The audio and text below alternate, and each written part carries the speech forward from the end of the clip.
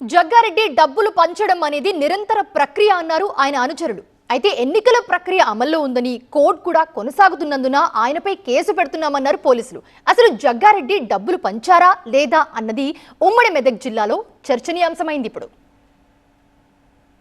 Congress working president Jaggareddy నెలలో ఒక్కసారైనా డబ్బులు పంచుతూ కనిపిస్తారు. సంగారెడ్డి ఇంట్లోనో లేదా రోడ్డు మీదో లేక ఆలయాల దగ్గర పంచేస్తారాయన. కానీ ఈసారి సదాశివపేట వెళ్లి మరీ డబ్బులు పంచారు అన్నది అభియోగం. ఉదయం మెదక్ జిల్లా సదాశివపేటలోని చాంద్భాయ్ హోటల్లో వృద్ధులకు పేదలకు జగ్గారెడ్డి డబ్బులు పంచారని, ఎన్నికల కోడ్ను ఉల్లంఘించారని విపక్ష నేతలు పోలీసులకు ఫిర్యాదు చేశారు. ఓటర్లను ప్రలోభాలకు గురిచేసిన జగ్గారెడ్డిపై చర్యలు తీసుకోవాలని కోరారు. హోటల్ దగ్గర గందరగోళ పరిస్థితి నెలకొనడంతో పోలీసులు జగ్గారెడ్డిని అక్కడి నుంచి పంపించివేశారు. అక్కడ డబ్బులు పంచుతున్నట్టు తమకు కనపడలేదన్నారు. కానీ జగ్గారెడ్డి ఎన్నికల నియమావళిని ఉల్లంఘించినందుకు కేసు నమోదు చేసినట్టుగా తెలిపారు. ఎలక్షన్కు ముందు 48 గంటల ముందు ఒక ప్రాంతానికి చెందినటువంటి రాజకీయ నాయకులు వేరే ప్రాంతంలో ఉండకూడదు.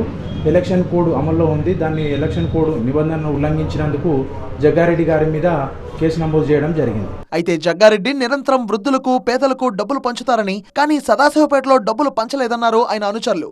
మరోవైపు ప్రత్యర్థులు మాత్రం జగ్గారెడ్డి ఓట్ల కోసమే డబ్బులు పంచారని ఆరోపించారు.